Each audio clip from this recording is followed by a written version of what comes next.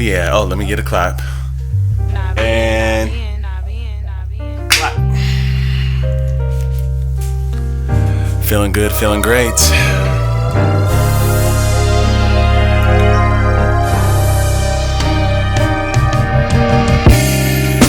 And we are back once again with ATP Around the Post podcast with your boy Jay. Fig GPT Mark Figueroa is in the building, and we had to take a little time off. I was out of town. Sorry, guys. But I tried to give you snippets if you're on YouTube in the meantime. If you're on Spotify or Apple, I'm sorry. We took a week off. But we're back. And next week, we're going to have a delayed release as well. But we are going to release next week, most likely. So just giving you a heads up. This is episode... Sorry, I'm trying to figure out what... We're on episode 186. Feeling good. A lot is happening. How are you feeling? Good. A lot of follow-up stories. A lot of stuff that we have talked about in previous episodes have been confirmed, and plus all the stuff that's been happening around the tour. So it's a good episode. Man, tell me, where do we start? Because there's a lot to do. Yes, there is. So first of all, a couple of podcasts ago, I was talking about the fashion, because there's one of our listeners who likes the fashion stuff. The kits. Yes. So, and I mentioned this kit. This is the Dimitrov kit that he wore at the Australian Open, maybe 16, 17, or 18. I think it was 17 specifically. Yes, and this is the one that he wore, and he had the pants and the jacket to go with this. Yeah, all of it was the same sequence, right? Yes. Yeah, that's a little crazy. It was very loud. Yeah. But I thought that the shirt was cool, but I wasn't going to wear the rest of it.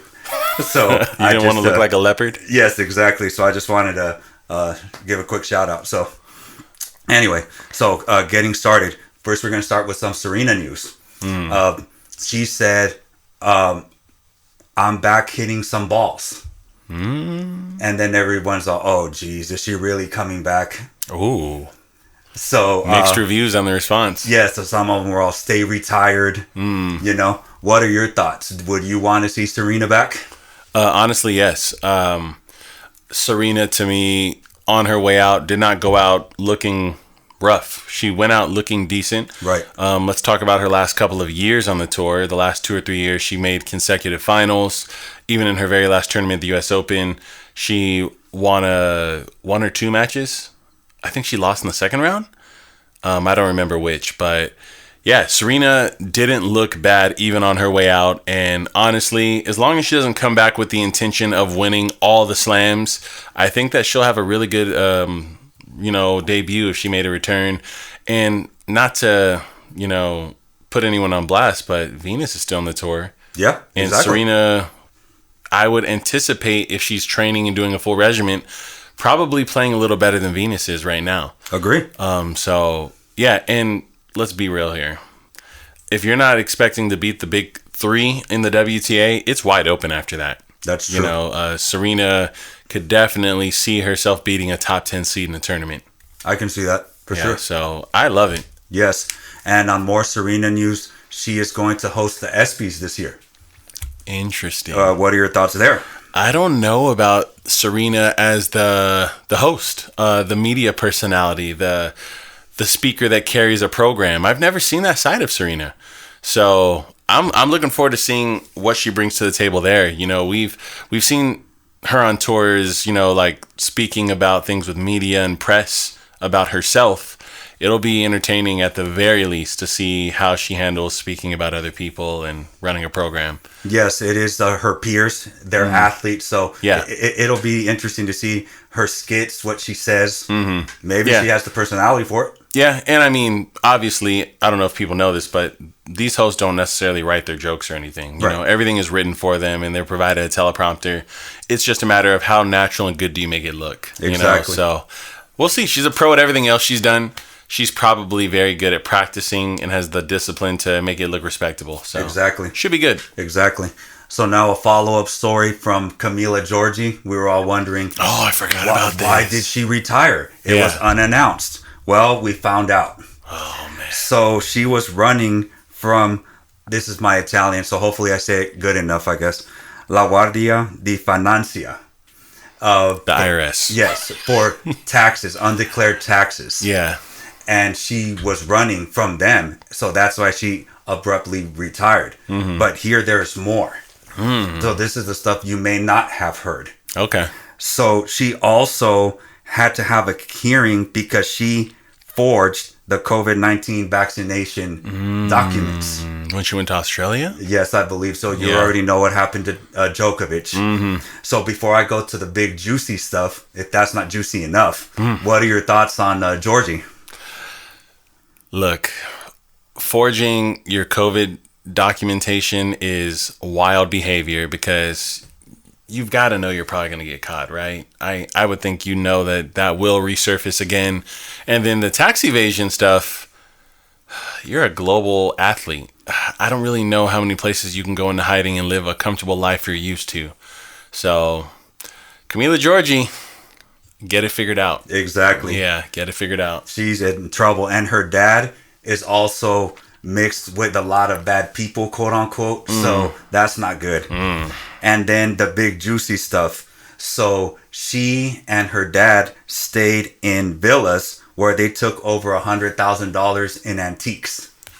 Ooh. Then the owners of the villa contacted them. They gave a release. They said that they contacted them, and they said that the father had stated, it's nothing of value. It's a very little value. Why are you coming after me? That was Camila Giorgi's dad's response to the villa owner. Wow. What are your thoughts on that? Somebody's probably going to jail. That's, this wouldn't be the first time we've seen a professional tennis player get put in jail or sentenced or experience a lot of court drama. And I think that is absolutely in her father's future and probably in hers if she doesn't get her affairs in order. So good luck to her. I did see her release a single statement, although she's disappeared from the internet, saying, this will all get sorted out. I will make another appearance and statement. Something along those lines. So, yeah, that's a lot of drama right there. Ugly business. Ugly business. And she probably did it to people that she didn't want to owe. So they better figure out something quick. Yeah, people will find them. Big time. So now we're going to get to the actual tennis. So we're going to start with Coco Gauff. Now, before we get to the Iga match, I don't know if you knew this, but this is insane. She made over 30 double faults in 2 matches.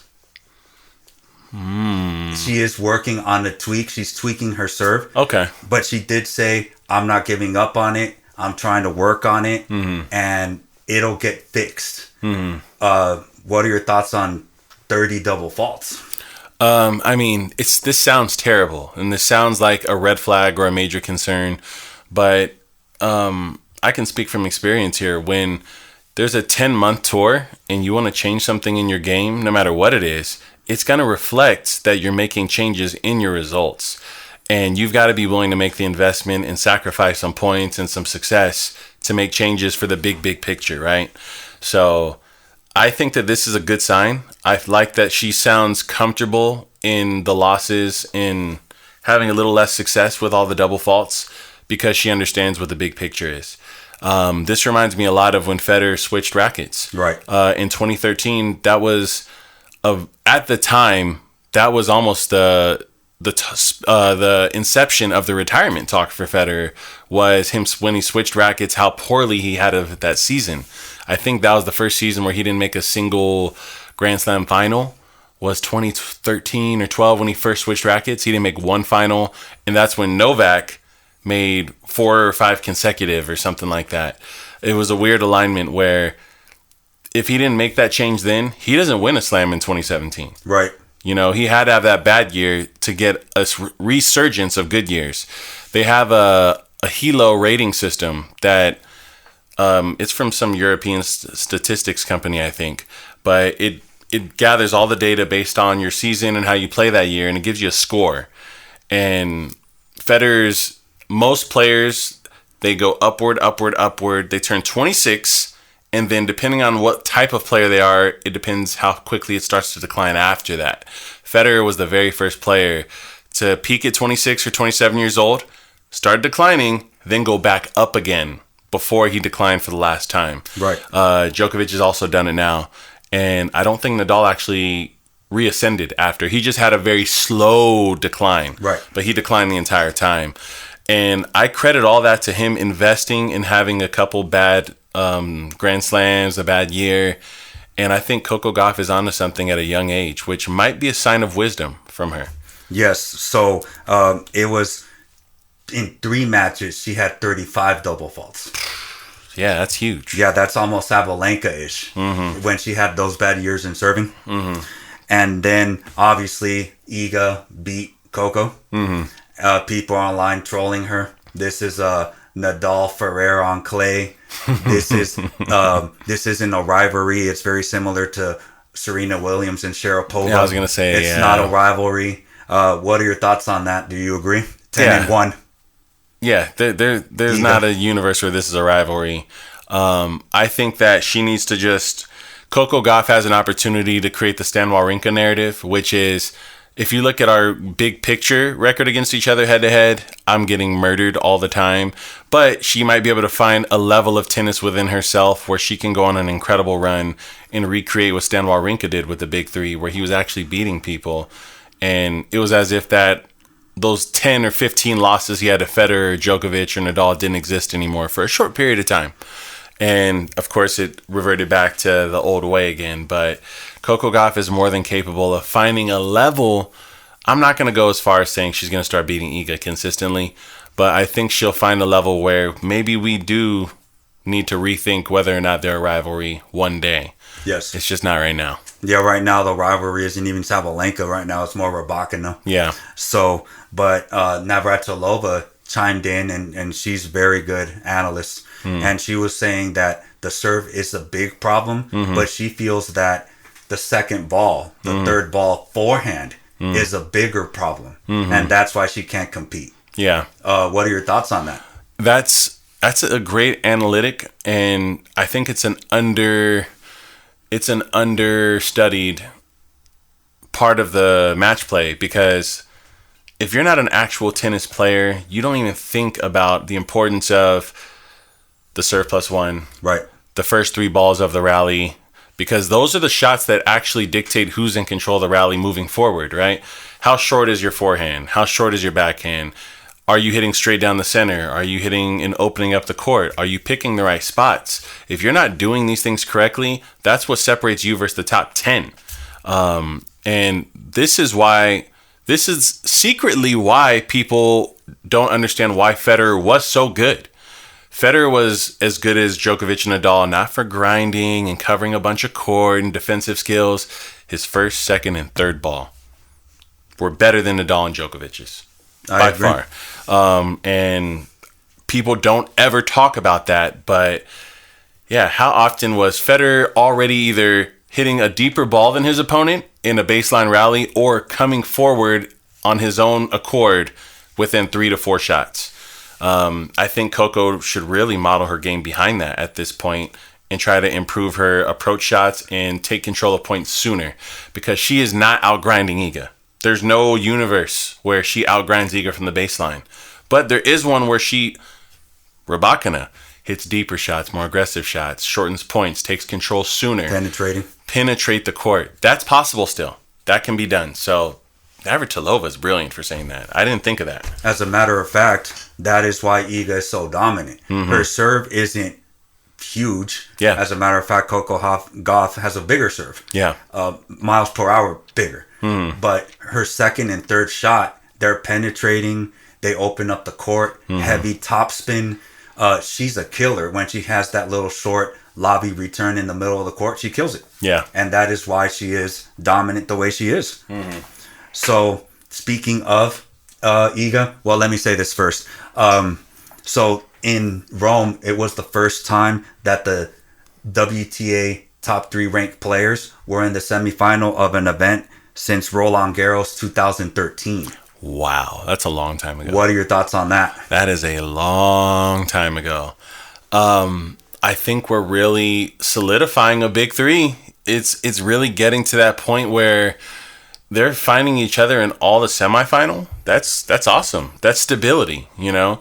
Stability and having something at stake or consistency on the tour sells tickets. It sounds boring in theory, but what people don't understand is waiting for a disturbance is more exciting than constant disturbances. Federer, Nadal, and Djokovic constantly winning everything makes it so exciting when we don't know who's going to win. Right. Why is everyone looking forward to this French Open? Because it's wide open. Why do people go to watch Floyd Mayweather box? Everyone's tired of seeing him win. The consistency is killing them, right? People either can't wait for him to win another one, or they're waiting for him to get knocked out finally. And the WTA is going to build that up now. We're going to see a world where this big three are going to create slam results where we get excited when there's a new hope, when a player breaks through and cuts through the draw. So I hope this continues. I really do. And obviously, Rybakina was not there. Mm-hmm. So Coco Gauff, I believe she is ahead in the rankings, but I believe she is in the ahead over Rybakina. Mm-hmm. But the semifinals was Collins, Sabalenka, and Collins is on fire, as we know. And then Iga, Coco. So that was a solid semifinal for sure. That's a 6 semi. Yes. So after the Rome, we have the tour leaders in wins. Obviously, you have Iga 35-4 for the year. Mm-hmm. You have Collins at 31-8. Whew, Collins. Yes, Rybakina 30-5. Whew. Coco 25-7. Okay. And then Sabalenka 24-6. Wow. What are your thoughts on those records? Those are all relatively dominant performances. It's so crazy that Collins has found this place. We're almost 6 months into the year. We're halfway in the year. She's still maintaining a level. This is a great season. This is my favorite WTA season in a really long time. Yeah, it really is. I'm enjoying the Collins storyline. Obviously, I love the Iga Sabalenka Rybakina storyline. I love that Coco is coming off of the momentum of a huge breakthrough and now trying to find a way to keep that for the next 10 years. That's a great storyline too. And all of them have an opportunity to have a happy ending. So we'll see how this year ends, but I do think this might be an incredible year for the WTA. And I think if you're not already paying attention to it, this is the first year where I can really say if you weren't keeping up with WTA, you should really start right now. There's a lot of incredible things happening, and this year will sculpt the next decade of women's tennis. Oh, for sure. This is the most exciting it's been since the Serena, Henin, Clijsters era. Yeah, because we had a lot of I don't want to call them false positives. Yes. But we got some weird results where we thought Osaka was the future of women's tennis. Right. And then she kind of went off the radar. We thought Emma Raducanu and Leylah Fernandez were the young bucks that would take everyone out. Then we saw how they got injuries and different issues, and Leylah pivoted her game. And we just got a lot of different storylines that didn't pan out to be decade-long stories for us to follow. So this is the first time I have high hopes. Right. And speaking of the champion, we're going to talk about Iga's stats. So Iga, with her win against Angie Kerber in Rome, she became the highest ever match win percentage at WTA 1000 level history. Wow. She has a win record of 88.24% at a record of 30-4. That's wild. Next is Serena at 44-6, 88%. Mm-hmm. And then Sharapova, believe it or not, was 46-10, 82.14%. And this 46-10 is in Masters 1000s in general? Yes. Interesting. Wow. So what are your thoughts on the more dominance by Iga? It's great. For Iga, that number it'll taper down a bit as she gets older and less consistent. So I'm excited to see what that final number is. But yeah, that's a crazy statistic. It's you saying the Serena one and the Sharapova one are actually a little more shocking to me. Yes, especially Sharapova to me. Yeah, the two of them, their careers are over. So that includes the tail end of their career on their way out that they maintain that level. So that's really impressive. Right. And now more dominance. So in her quarterfinal win over Madison Keys, Iga is now 80-0 when she wins the first set. In general? In the Masters 1000s. Oh, okay. Whew. Okay. Jeez, that was going to be crazy. 80-0 when she takes the first set in Masters 1000s. Okay. What are your thoughts there? She's a front runner. Yeah, don't get behind her. And that's what it takes to be a great player, it seems. This whole Djokovic drop the first set, clean it up later, that's exhausting. Exactly. So I like that she's become that. Right, I agree 100%. And now speaking of the match, in the press conference, Iga was asked, you had a tough battle versus Sabalenka. Are you going to look at that match to dictate what the outcome is going to be for the final? She said that match was that time, different conditions. It's Madrid had altitude, here it doesn't. Mm-hmm. I'm not even going to look at that. Mm-hmm. And she didn't. She pretty much pummeled Sabalenka. What are your thoughts on her thought process about saying, I'm not even going to look at the last match? It's a champion's mentality. It's wisdom. It's confidence, a lot of self-confidence, and I love it. And I'm glad that she had that mindset because it's the one she's supposed to have. Right. That tournament was that tournament. This tournament is this tournament. And I'm going to just focus on playing my highest level. Right. Bottom line. And if I do that, I'm confident I'll be successful. Exactly. So she has the champion's mentality. Mm-hmm. I'm not saying Coco doesn't, but she'll get there for sure. Yeah. Coco, for the record, Coco is very young still. Yes. And Coco's doing the right things. Right. I know that there's a new level of expectations and conversations to be had after she wins a slam last year. But let's remember, it's been a slow grind for her from the get-go. We've seen people pass her up and then end up behind her. Pass her up, then end up behind her. And she's just been steadily becoming a greater athlete the entire time. And I don't think that's changing. I think that she's weathered the storm this long.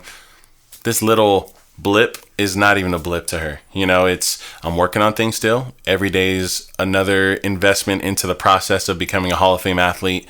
And she's one player I really have confidence in that she's not short-sighted. Right. So if she didn't have that mindset from the beginning, she was forced to have it through her journey. So I think she's going to be great. Yeah, the fact that she did what she did, saying, I don't care if I double fault that much. She has confidence in her game, and I'm glad that she's doing it. Yeah. So now this is a extremely funny story. So the official WTA X account wanted to list the players, male and female, to win Rome and Madrid back-to-back. Mm-hmm. So they mentioned the three women, which is Serena, Dinara Safina, Marat Safin's sister. Obviously, Iga and Nadal. They forgot to mention one person. Djokovic fans were not happy. They forgot to mention Novak Djokovic. The GOAT. And then the fans are, what are you guys doing? This is the official site. Are you kidding me?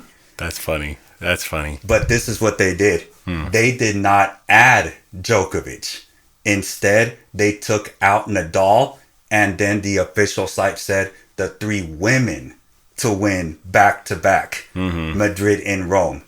What are your thoughts? Do you think they should have added Djokovic and say the 5 players to do it? Or was it okay for them to say the 3 women that did it? I think that it was funny they went, look, we're experts at women's tennis. So if we make a men's tennis mistake, we don't care. We'll delete it all. And I'm a little surprised that they even posted all the men as well. I'm a little surprised by that. But them being a little sassy in just removing the Djokovic fans from the entire equation that way is super funny. And I like it. I like the move. It's a good pivot. So you're good with them not adding Djokovic and just saying, let's just leave it with the women that did it instead of adding the 5 people that did it? Yeah, I mean, it's human error. It's ran by a human. And they specialize in women's tennis. They made a men's tennis mistake. I really am not worried about it. I think it's funny that they went, we're just going to remove you guys in general. You're ungrateful. And just keep it pushing. I love that. So is that insane to make that clerical error on a public platform? Yes. That's a big mistake because that's almost, you should have been able to just guess that. I'm surprised you forgot it. Yes. But hey, it's funny. Oh, very funny. And here's the thing. Official site, too. Here's the thing, and this is conspiracy theorist, non-tennis talk. I think that these big accounts purposely post wrong things, triggering things, funny things that aren't actually jokes in order to create engagement. So you think they did it on purpose? I think it's possible. I do. I saw we're getting off topic here, but it's fine. I saw ESPN runs an account for combat sports, and they posted the 10 biggest memories of the year in combat sports so far. And all of them were a picture of one boxer or fighter or someone beating the other person. And then it wrote, for example, Ryan Garcia, Haney. And it shows Garcia posing like Ali on top of Haney. And it does that for all the fights. And then it puts Dustin Poirier. And he won this fight. It shows a fist on his forehead like he's getting knocked out, even though he won the fight. And they posted that publicly. And he's one slide next to a whole bunch of other people looking amazing in their wins. And they posted him getting knocked down in his win. And, of course, the comments are filled with people going, why did you try to sneak in that funny picture of him when he won the fight? And I'm thinking, I think they're doing it for clicks. Okay. So I think it's a thing now. I really do. So are you saying that they left out the right person on purpose so they can get those Djokovic fans? Is that what you're saying? It's a conspiracy theory. Nothing more, nothing less. Okay, that's a good one. We've done some things ourselves. we've done some slightly triggering things ourselves just to get our names out there and develop some engagement. We're a lot more genuine, but we've done some funny stuff. Okay. You know, so it's possible. Okay, all right. So now going to the women's singles wild cards for the French Open. You have Alice Cornet. Okay. She is retiring, so this is going to be her last French Open. Yeah. You have Kristina Mijalovic. I believe her coach was Sasha Bayan, if I'm not mistaken. Mm-hmm. And you got Ayla Tomljanovic. Okay. Yeah, she beat Serena at the U.S. Open. Breakpoint superstar. Breakpoint. Updated all these players. Mm-hmm. And then Sasha Vickery, the United States. Okay. Yeah, so those are the big names for the women's wild card. Obviously, we're going to get to the men. That's a massive story. But what are your thoughts on the French Open? Did they do the right thing with the women? I think the more interesting list would have been who they left out from getting a wild card, because all those people are deserving to me. You know, it wasn't Wozniacki. Okay. I don't see Halep. Okay, well, for the record, Halep would have been a good one. Oh, you know what? She said she wasn't in the right state to play, so that one makes sense. Who else did you just say right now? Wozniacki has gotten multiple wild cards recently and done nothing with them. Right. So it makes sense. Yeah, so those two in particular, I don't feel like they got gypped. But, you know, it's always this person could have been there and this person should have been there. But ultimately, a lot of times these wild cards don't get past the second round. So is it really a big deal? No. And I love that some of these players who are getting retired out of this year are going to get a chance to play the French. Right. So now to the men. Obviously, we're gonna leave the wild cards for last because there's a nice little backup story there. Good, because I'm gonna get a little emotional on air. So did you want to start with the non-tennis because they're following stories from previous podcasts, or get to the tennis first, then do the stories? Let's do the follow-up. Okay. Well, it has been confirmed. Andre Agassi is the new Labour Cup captain. What? Okay. Roddick did say he knew who it was, and it wasn't his space to do so.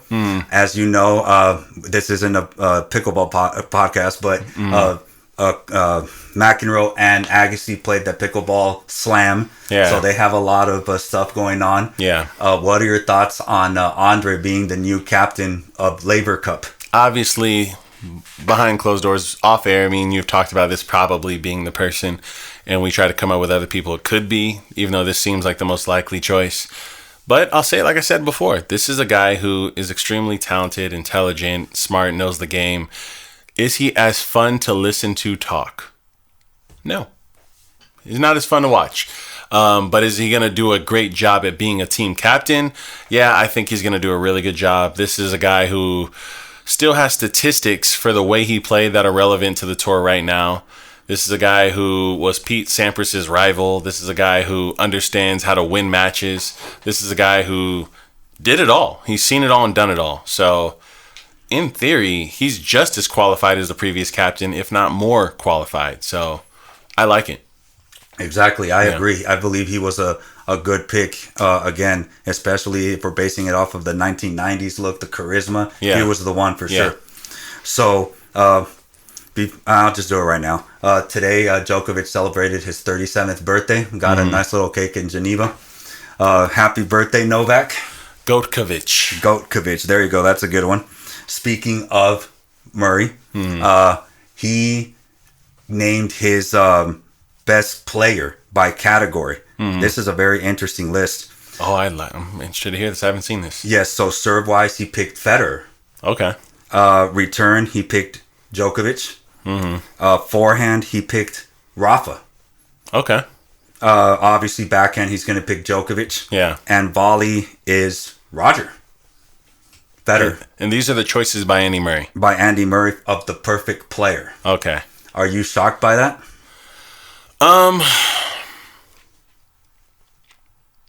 No, I'm not. I'm not shocked by it. I think that a lot of them are.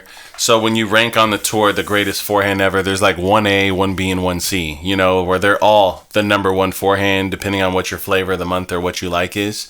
And Rafa is a number 1C forehand for me. He's not my first pick, but I understand why he's other people's first pick.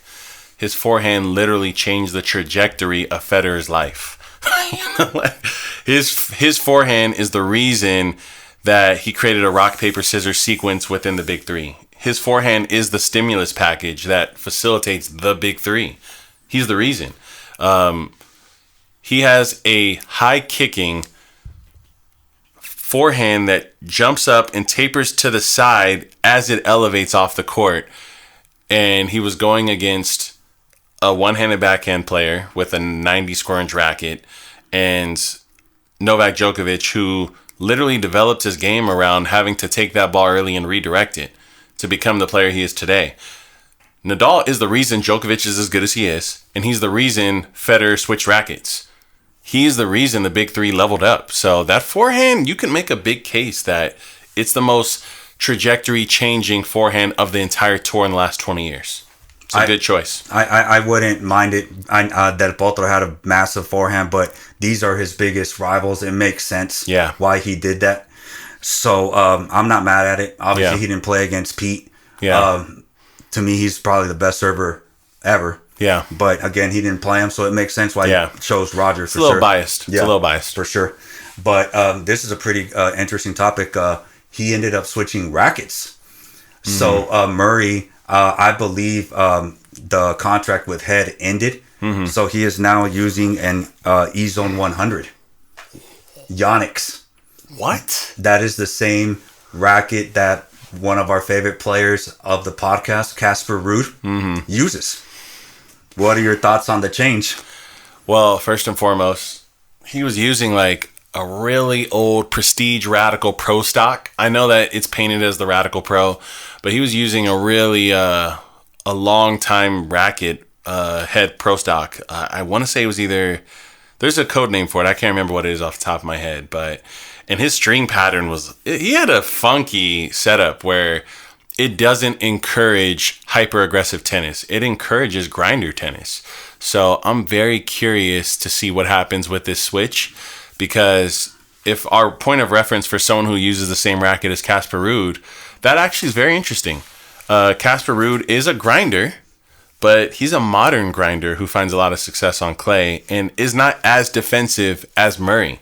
Right. Which makes me think, depending on the string tension and string setup Murray takes, this might be a really huge bump up in quality for him. So I actually like this change. Yes. I like it. I'm really excited for him. Yes, again, he's coming towards the tail end of his career.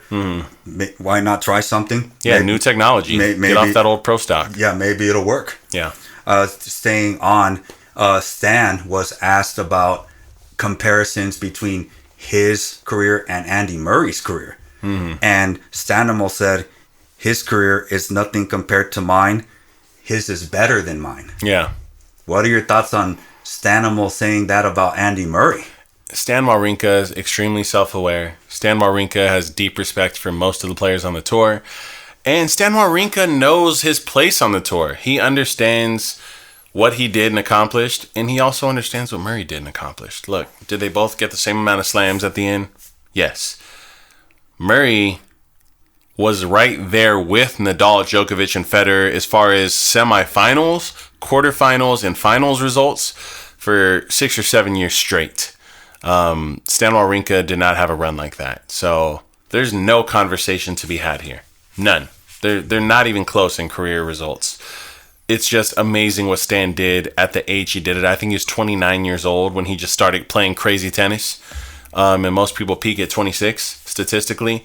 So, yeah, I mean, Stan Wawrinka being in the conversation or even the media thought-provoking jab to get him to say something dumb and be compared to Andy Murray is awesome. But at least he's smart enough to know he shouldn't be. Yeah, he said, for me, his career is nothing compared to mine. He's way ahead of me, won many more titles, things than me, and his level was close to the big three for 10 years. Yeah. Shout out to Stan Wawrinka for not only being one of my favorite players ever to watch hit on a tennis court. He's blessed us with some of the best matches of the last 10 years. And look, I love that he respects Andy Murray's journey because Andy Murray... you want to talk about a guy who should have 10 more slams on his record? Andy Murray missed out on several slams because of the big three. If anyone on the planet should be mad at the big three, it's Andy Murray. I don't think anyone else should really. He'd be at least compared to Andy or Andre Agassi, at least. I think he's in that realm. But yeah, it's unfortunate. Even when Federer and Nadal started to slow down a little, he had to deal with Djokovic. Right. So there's nothing he could do about it. Now, Stan, in Grand Slam play, between 2012, Djokovic was up 4-1 against Stan. But from 2015 to 19, Stan was up 3 matches to 0 in Grand Slam play. So that's pretty impressive. That's extremely impressive. And in finals. Yeah. So Stanimals right there. Yeah. Stan Wawrinka played at a level comparable to Andy Murray just for an extremely short period of time. That's the difference. Andy Murray maintained his level for a decade. Stan Wawrinka did it for 3 to 4 years. Yeah. So that's a huge difference. Yeah, that makes a lot of sense. So I thought that was a pretty good warm-up here. So now we're going to get to the news. Obviously, the big one is Novak Djokovic. We're going to start with the incident that happened. He was signing an autograph. Hydro flask hit him in the top of the head. At first, people were thinking a hater threw it, but here it slipped out of his pocket or his bag or something. Yeah, it was like it was in like a holder thing, and it slipped through the sleeve or whatever. Right, and fell onto his head. He also made a funny. The very next day, he signed autographs in a bike helmet. Yeah. So, what are your thoughts on Djokovic? It was an odd situation because let's be real here. Hydro flask ain't a light item, especially with liquid in it, to land on your skull. I love that he made light of it and was cool to the fans about it. But do you remember how he played after that happened? He didn't play so hot. He didn't play so well. So I do wonder if Hydro Flask Gate is a thing. but yeah, outside of that, I love that the way he treated the situation. Yes, I agree. He made light out of it. He said it wasn't a big deal. Yeah. When he lost to Dabio, he was given a concussion protocol and he passed. Yeah. But he did say that he felt that he was nauseous, throwing up. Those are signs of concussions. Yeah. But he said that he was very flat. There was nothing going on, no rhythm, no tempo, no balance. And that's how he felt on court. Do you think that's the reason he lost, or was it that his opponent was just playing better? Well, obviously, in hindsight is 2020. If you would ask me in the moment, I would have said maybe it has to do with the Hydro Flask hitting his head, but his opponent had a good run. Yeah. His opponent was playing great tennis. His opponent played great tennis. I think Djokovic just played a great opponent, and it was a little mix of that and maybe a mix of Djokovic has not been in his absolute best form as of late. So he went against a kid playing the best tennis of his life while he's on a bad run, So I think that Djokovic is going to be fine. I think that he's probably got his mind elsewhere, and I expect him to be playing at tip-top condition at Roland Garros. I agree. Now, here's an interesting stat for you. For 18 straight years, either Nadal or Djokovic appeared in the final of Rome until this year. What are your thoughts on that stat? I'm not going to call this a changing of the guard thing. I'm going to say, talk to me after Roland Garros. Okay. That's what I'm going to say. Okay, that's fair. So he did something that is out of the ordinary as well. He accepted a wild card into a 250 event. Now you're asking, why did the number one player in the world receive a wild card? Most likely the tournament was full. He had closed for registration, and that's the way to get in. Yeah. So the prime blockbuster match would have been Murray, but Hoffman beat Murray. So Djokovic played Hoffman today on his birthday, beat him 3-3. What are your thoughts on him playing a 250 event prior to the French Open? I think Djokovic planned to get more match play at Rome. No, I don't think he anticipated an early exit the way he got. And he's probably trying to really just find some rhythm, find some momentum, build up some confidence, and get himself mentally prepared to play a Grand Slam. And popping in a 250 and doing a little, probably getting paid an appearance fee or something, knowing him, this is a good look. Yes. Now in Geneva, he said that he wasn't planning to retire soon. He still says he loves to play the game, and he still has it in him to do so. Do you think he can win a slam this year? Djokovic? Yes. Oh, absolutely. I have no doubt in my mind. He's still the number one pick for Wimbledon. He's still a guaranteed semifinalist at U.S. Open, and we don't know what he's going to do at the French right now. So let's keep an eye on him, because what people are not realizing is him losing tournaments this year is taking a lot of pressure off of him, actually. You know, because usually when we see Djokovic not play well, it's when there's too much pressure from, maybe we're expecting him to do a golden slam or, you know, win 4 slams in the Olympics in 1 year, things like that. I really think that he's doing a good job of balancing everything right now, as far as making sure he's fresh physically and mentally for the cluster that is going to be French, Wimbledon, Olympics coming up. And so I don't know if it's an intentional thing with him. It's probably not. But I think the situation we're seeing him in is actually a blessing in disguise. Right. Less court time in the first half of the year is going to allow him to do more in the second half. So I think this is good news for him. Yeah, I agree. He probably it was expecting to make a little deeper run, so he just wanted to get more matches. It makes total sense. Yeah. But we have a pretty loaded 250. We had Djokovic, Casper Ruud, Fritz. He lost to Michelson. That was a pretty big win. That was a big loss. Yes. We have for Michelson, pretty big win. Yeah. Shelton, Murray. I think Shelton lost. Yes, Yeah. he did. And Bias. Yeah. Pretty big. That ain't no 250. What are your thoughts on that 250? I'd be very angry if I'm a number 110 in the world player who thought they were going to make some noise out of 250 this year. You walk into a 500, 1,000 draw.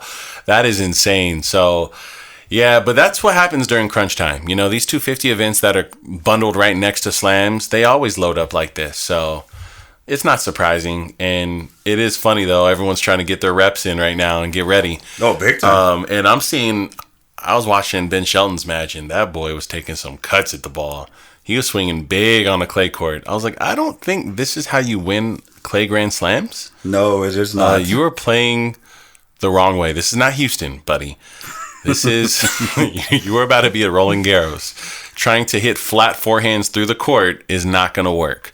So I'm interested to see what Ben Shelton's doing at Roland Garros, because I'm a little nervous for him after watching the way he tactically played his match. Fundamentally, he looked pretty good. He was hitting some really nice shots. His forehand looks prettier. His serve. He's playing good tennis. He's just tactically not doing things the way I think he should be doing them. So I'm curious if these are experiments. Are these just him testing the waters? Is he playing with ideas? Or is he trying to really play this way on clay and win matches? Yes, I agree, but he's trying to figure it out. Yeah. He can't serve his way out of a clay court, so he's going to have to find alternate ways to win, that's for sure. But now we have Tommy Paul news, 150th career win. What are your thoughts there?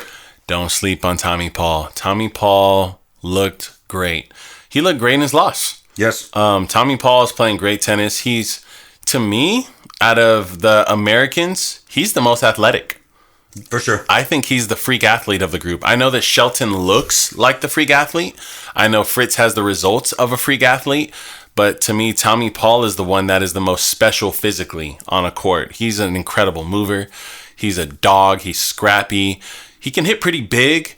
I haven't studied his game to tell you what's missing to separate him from the rest of the pack. But what I can tell you is he is a special athlete. So I didn't expect him to do any deep runs on clay. Yes, they were saying that he would be good running in the Combine, the NFL Combine, that he would be good at running those times. Yeah. That's how fast he is. Yeah. And Alcaraz maybe a little faster. Mm-hmm. That's what they were saying when they played in Miami. Yeah. So a couple of years ago. Oh, you're right. He gives Alcaraz a hard time. Right. Because the athleticism of Alcaraz is almost neutralized. Right. Yeah, those guys. Whew. Yeah, so that's insane. I think you're right. Yeah. So this is a pretty cool stat as well. This is the first time in his career that Tommy Paul has beaten top 10 players in back-to-back matches. Okay. What are your thoughts there? I didn't know that, but I'm also not surprised by it. I do think that Tommy Paul is capable of that. I really became a believer of the Tommy Paul story after seeing the way he showed up to the moment against Alcaraz. Not that, wow, he beat Alcaraz, but when you're going up against the hottest man who's got the most momentum on the entire tour, and no one really is cheering for you the way you would think they should be, and the level he plays at in those moments told me all I need to know. This guy is capable of performing on big stages. And some people have that and some people don't. Right. So I'm sold on Tommy Paul. I don't say that about a lot of players, but I like Tommy Paul. I don't think he's a future like 5-slam collection guy, but he'll take out your favorite player if you're not careful. I think he could be constant top 15 if he keeps it up for sure. Yeah, for sure. Yes. So you're talking about since we last week we talked about the doubles and the singles players getting the spots. We had dream teams in Rome. We had Shelton and Bublik. That's a great team. That's fun. Aliassime and Tiafoe. That's a weird team. Yes. What are your thoughts there? Aliassime and Tiafoe sounds like a terrible doubles combination. Sounds like very fun tennis to watch. Shelton and Bublik. That's a crafty team. They both actually have good serves. Obviously, Shelton has a great serve. Bublik is just incredible with a racket in his hand. He can do anything he wants with the ball. Those two together can be a little bit of a jokester duo, in my opinion. But yeah, that's I'd pay money to watch those two play together. Right, I agree. As a matter of fact, they had a funny moment where Van Shelton had an overhead, and Bublik, he must have felt something was going to happen, so he just got out of the way.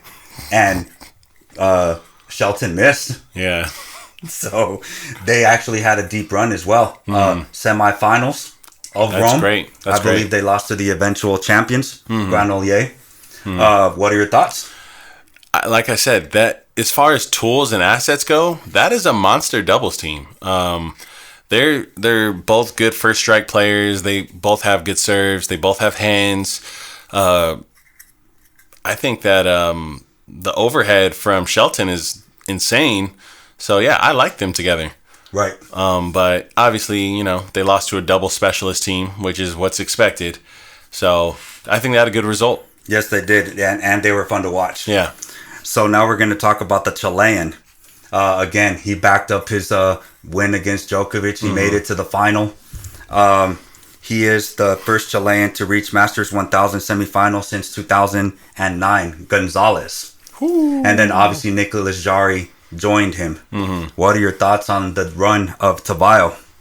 Out of nowhere. That was a really out of nowhere. I've never heard of him before this tournament personally. Right. So congratulations to him. He was fun to watch play.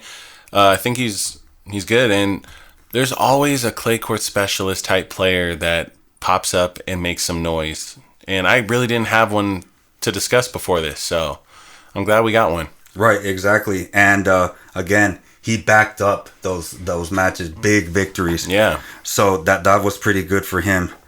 Excuse me. So in Madrid, he had a first round defeat and then bounced and made it to the finals. So that is good stuff as well. Yeah.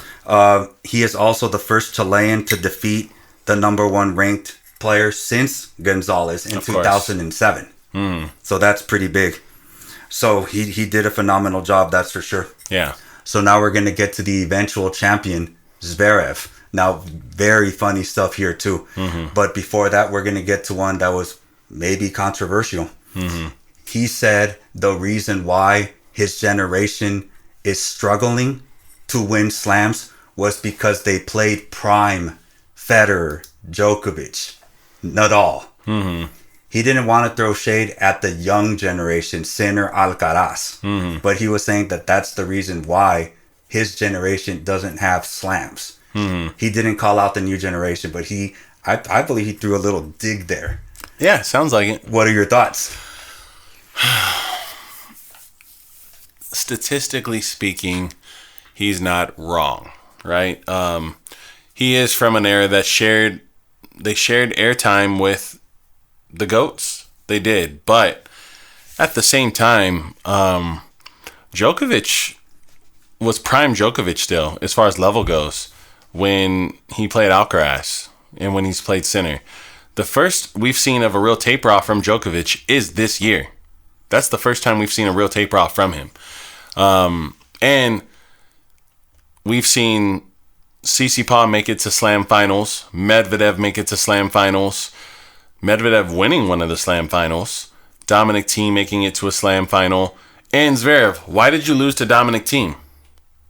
That's true. You know, so I agree somewhat. I think that they got less opportunities, but that's not to say they didn't get opportunities, right? You know, and if you can't beat the best on tour, you're not the best. You know, that's what it really is. So I do think there's some truth to what he's saying, but I think it's more mental than it is physical. It's less about being a better player than them and more about thinking they're a better player and respecting them a little too much. So let's pretend that he did say that. Do you think that that's the reason why Sinner and Alcaraz are winning?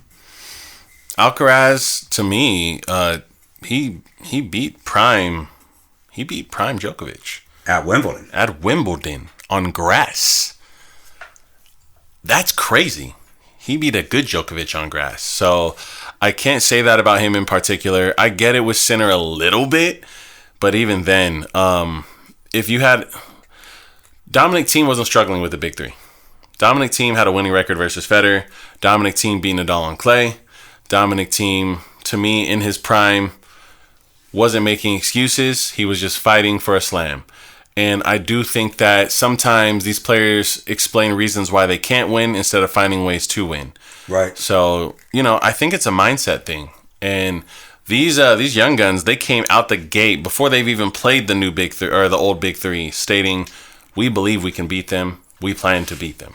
Right. Bottom line, you know, versus these other guys, they almost bend over for the big three. You know, Francis Tiafoe talking about how, we heard Djokovic isn't going to be at this U.S. Open, so everyone's working harder. That's true. What do you mean, dude? What do you mean? Do that anyway. Even my boy, big fan, Nick Kyrgios. Oh, if it wasn't the GOAT of Wimbledon, I'd have my Wimbledon. Or I played perfect tennis. He's just the GOAT. You know, it's these guys. I'm not saying I would do any different. I'm saying their mindset is literally different from these new guys. Their mindset, not their level, their mindset. I think Zverev, he's been capable of a slam physically for the last 5 years. Or I should say 4 years. But I genuinely believe that. He should have won that 2020 U.S. Open. Big time. Should have won it. And he has the skill sets to have won at least a French, at least an Australian, a U.S., something. He's that good. So, yeah, Zverev specifically, I'm a little surprised he's saying that because I really think he has a complete game. I agree. But, again, Alcaraz especially, he backed it up. Yeah. So you can't say, his generation. On grass. Yes, you can't say, they didn't play prime Federer because they didn't play Federer. Yeah. But they can't say that. Mm-hmm. He did it. So, I mean, he needs another excuse there for sure. But now here comes the interesting story. So Boris Becker, Zverev tied Boris Becker for Masters 1000, I believe it was finals. I'm going to double check that in a bit. Mm-hmm. But Boris Becker took offense to that. Mm-hmm. He said, I wasn't able to play Masters 1000 until 1990. The first 6 years of my career, there was no Masters 1000. It was something else. Mm-hmm.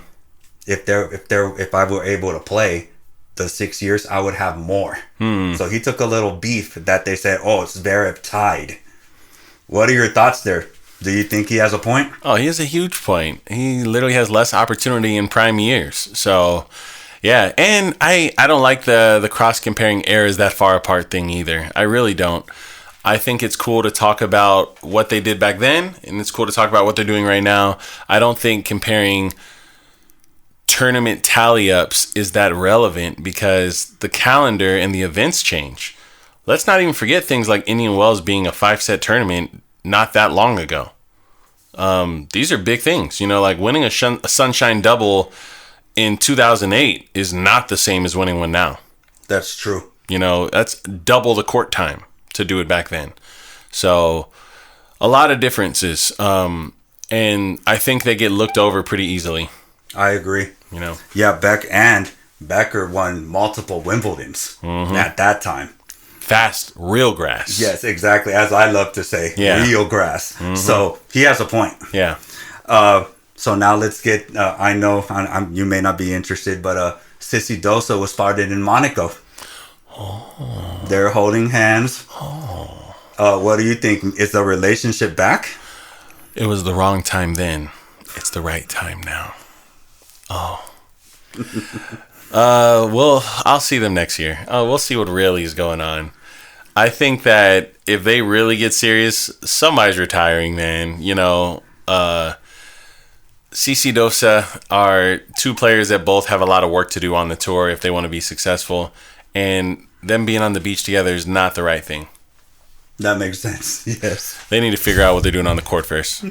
And going back to the other story, it was the 11th final, Masters 1000, that he is tied with Becker. Okay. Yes. So now, active leaders amongst players with the most Masters 1000s. Djokovic, 58. Nadal, 53. Murray, 21. Zverev, 11. He's the head of his generation. Yeah. Then there's Medvedev with 10. And Sissy Dosa has 5. Okay. What are your thoughts there? Like I said, Zverev is that guy, you know? I'm not a crazy Zverev fan. I'm not passionate about him as an athlete or anything, but I can openly say he has slam talent. He has a complete game. He has weapons. He's consistent. He's rock solid. He's intelligent. I don't really understand why I hear so much from him about how he can't do things. His statistics even prove how good he is. You know, he has more 1000s finals than Medvedev, who is that guy who's also not making excuses. But, yeah, I think he's right. In theory, he should be at least shoulder to shoulder rubbing shoulders with Medvedev. At least. I agree. You know, so just an opinion. Yes, 100%. And now, big ranking jump for Zverev. So, after Rome, we have Triple Z jumping 14 spots to 42. We have Tabayo, believe it or not, 7 spots, 25 in the world. So you better hear of him now. Oh, wow.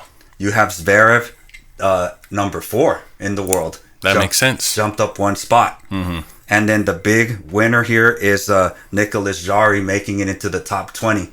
He jumped up 8 spots to 16 in the world. Good for him. Good for him. What are your thoughts? I love the Zverev one. I think the top 5 right now is Novak, Sinner. This is in no particular order. Novak, Sinner, Alcaraz, Medvedev, Zverev. That's my top 5. Put in whatever order you want based on health and current standings and stuff like that. But those are the guys. Everyone else is everyone else. Obviously, I think knocking on the door right behind them is people like Rublev's and, you know, the regulars. But those are the 5 that are the favorite at every tournament they walk into. I agree. So, moving on to Nadal. He has not lost in his career. He's never lost back-to-back matches on clay. So I thought that was a pretty interesting stat. That's interesting. Yes, he did lose to Hurkacz and he lost badly. But the news here is that he was going to be having a grand celebration by the Italian Open, and they were gonna do the same thing. They did in Rome. He blew past the Italian person and just walked to the back, blew him off, and then he said, "I never said I was gonna retire." That was his comment. What are your thoughts on Nadal? He's going through a lot, man. He's got a lot on his mind. I think here's the thing with Nadal. Nadal doesn't know anything, and he's been pretty transparent about that. He doesn't know if he could beat an 18-year-old. He doesn't know if he could beat a pro. He's surprised at some of his match wins. He's disappointed in some of his match play. He thinks he should be beating this guy. He's not surprised he lost to that guy. First, he's like, "I'll die on my shielded Roland Garros." And now he's talking about, "I might not even be there. I might just figure it out." There's a lot of different conversation coming from him, and I think we should take it all in and accept he wants to play at a high level, and if he thinks he can, he's staying on the tour. Right. Bottom line, And when he beats a guy and runs through him, that's not a moment where a guy who wants to just stay on tour at a high level, it was going to want a retirement celebration. He's going to be like, "What the hell? I'm playing great tennis. I don't want this right now." And if he got breadsticked by that guy, I'm sure he probably would have stuck around and took his flowers while he could get them. So I think that I understand why the tournament set it all up and planned it, but they also need to be understanding of the mindset of a Hall of Fame, legendary, dog mode beast athlete trying to figure out if he can maintain that intensity or not. Yeah. Because that's what's really going on. He's figuring it out right in front of our eyes. Yeah, it's fair because he has a lot of Italian Opens. It makes sense why they wanted to celebrate him. Yeah. But yeah, at the same time, it's he just went through a tough loss. Yeah. Hurkacz isn't necessarily, although he is playing a lot better on clay, he's not necessarily a clay specialist. Yeah. So that's a rough loss. Yeah, it is. And then obviously people on trolling, Hurkacz ended Federer. Hurkacz ended Nadal on clay. That Hurkacz-Federer match broke my heart. Yes. Oh my gosh. At least Hurkacz went on to be pretty good for a couple of years after that. Yes. That Federer destruction that we witnessed at Wimbledon, right? Yes. Oh man, that hurt. That sucked to watch. But yeah, as far as Nadal goes, just to close this little portion out, I really think Nadal has no idea when, what, why, who, how, nothing. He really doesn't know. And he's going to play it by the ear, by the body. And look, I guarantee you, if he loses in beautiful fashion at Roland Garros, he ain't going nowhere. I agree. If he loses in 5 sets to a guy who's 40 in the world, that's a win in his head for his body and his health, right? Now, if he gets steamrolled and doesn't get the result he wants, I don't think he's going to say farewell in that moment, but I really do think he's going to have a lot of negative thoughts and dark thoughts and be unhappy with his performance. And Nadal is the one out of the big three, the one specifically, I don't see, even if he's capable of playing tennis, staying on the tour and losing matches consistently unless he's playing at his best level. Right, I agree. We're going to go with a stat I should have mentioned during the Murray Stan, but this just backs up the claim of the dominance of the big three. Since 2003 Australian Open, there has been at least one representative in the big three in the final. Mm-hmm. The only time since the Australian Open 2003 to now, 10 times where there has not been a representative of the big three in the final. That is extreme dominance. What are your thoughts on that stat? The big three, you want to talk about a group that really have earned what they did. That I feel like I'm a broken record saying this stuff, but these are the guys. They changed the history of the sport. When I first started watching tennis, do you know who the GOAT was? When I started watching? When I did. Oh, when you did. I don't know. Pete Sampras. Okay. He's debatably not in the top 5. Yeah, that makes sense. Depending who you ask. Right. He might not be in the top 5 today. And when I watched tennis on TV for the first time, he was the GOAT. He was the number 1 player in the world, in history, for most people. So much has happened because of these 3 guys. So much has happened. It's mind-blowing to me. So I've never said that out loud, so I'm trying to give something new that I've never given this podcast. And yeah, they've erased a lot of the legacy of Pete Sampras right before his eyes while he was still able to play good tennis. Right. You know, so that kind of hurts if you're Pete. You know, I remember when Fed first took the record for slam total.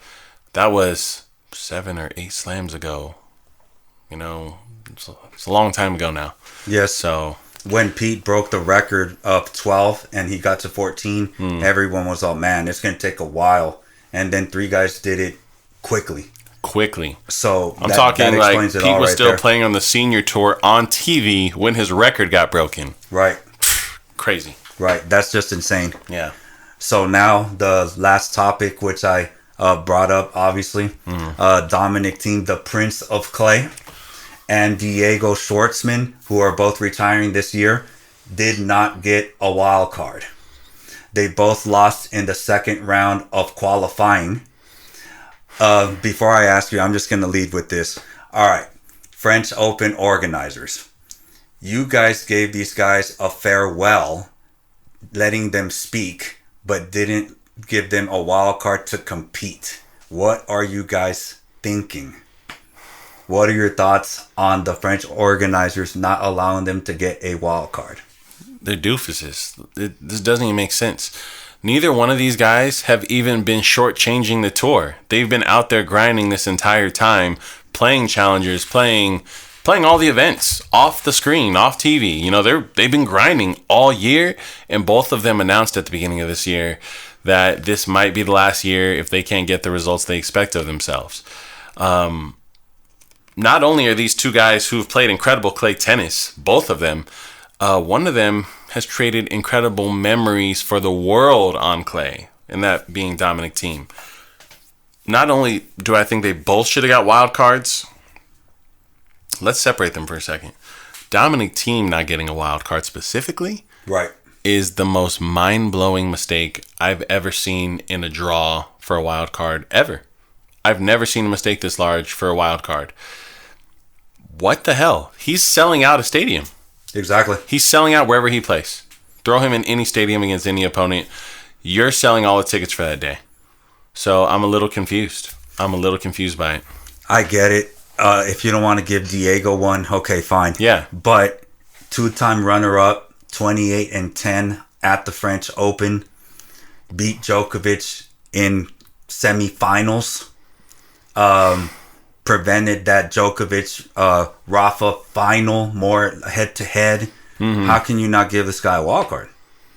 I don't get it. I really don't get it. I mean, I understand the French are going to look after the French. Yeah. That's what they do. But you have to show the respect that they deserve where they earned it. Yeah. For sure. So it just doesn't make sense to me. Yeah. Shout out to Dominic Thiem. To me, a top 5 clay court tennis player of the last 15, 20 years probably. Right. Did incredible things. Probably one of the only people to make Nadal look human on clay. And that's relatively speaking, because Nadal still doesn't look human on clay. But he was one of the few people, if you were a Nadal hater, you had a shrine of Dominic Thiem in your closet at your house, and you would pray to it when that he would run into Nadal and stop him, because there was nothing else stopping Nadal. Right. Dominic Thiem was a threat. Dominic Thiem, to me, he put the tennis tour on his back for a short stint of time, as far as creating new fans, new people who love to watch the sport, being a good sportsman. He did a lot for the sport in a very short amount of time. Right. He put tennis on his back during COVID for sure, because there was no one else playing. Oh, that's true. He was the face of tennis for 2020. As a matter of fact, on the wild card side for the men, normally they like to share the wealth, because let's say there's a promising Frenchman, the U.S. Open will let them go as long as they let an American go in. Most of these wild cards are French. There's only 2 players that got wild cards that were not French. There's an American ranked outside of the 136, Nicholas Moreno. Okay. And then you have Adam Walton, who is ranked 111 and from Australia. Everybody else are French. Yeah. And then the big names are going to be, and I don't blame this one, Gasquet. Yeah. He's of course, yes, ranked 137, and then Pierre Hubert, big time doubles player, one with Mahout. Mm-hmm. So that makes sense. Yeah, but the rest, yeah, for what? What are your thoughts? Yeah, I mean, I don't care who they had chosen prior. Dominic Thiem's more important. Yeah, that's my opinion. It's an opinion. Schwartzman, kind of like you said, do I think he deserves a wild card? Yes, I do. Would I have understood if he didn't get one? I'd understand. But yeah, you didn't even say anyone besides, to me, Gasquet, who has any relevance. Yeah, I agree. As far as being superior to the retirement of Dominic Thiem and Diego Schwartzman. I agree. Yeah. And now Murray is asking the French Open for a favor. Maybe they'll listen to him. Mm-hmm. He's trying to play doubles with Evans at the Paris Olympics. Mm-hmm. But he needs a wild card to get in. He's not ranked high enough in doubles. Mm-hmm. Do you think they'll give it to him? The fact they didn't give Dominic Thiem one, my guess is probably not. But I guess we'll see. Yeah, I mean, Andy Murray is obviously out after the big three. He's that guy. You know, he's a legend. He's a living legend on the tour. He's a legacy act. But I don't know. The French has got some weird behavior right now, so it's hard to tell. Murray and Evans are 144 combined, so they're 9 spots away from the wild card. So they had to request one. Yeah. Although he has not won the French Open, he has slams. Although Dominic Thiem does too. So I'm shocked that he didn't get it. But honestly, the way they treated Dominic Thiem, I don't know if Murray's gonna get that treatment. I don't either, but I would assume Murray has more connections. Yeah, that's possible. Maybe. Yeah, that's possible. Is there anything else you'd like to add? No, that's it. All right. In that case, I hope you guys were entertained. ATP Around the Post podcast. We will see you guys a little more than a week from right now, but we will have another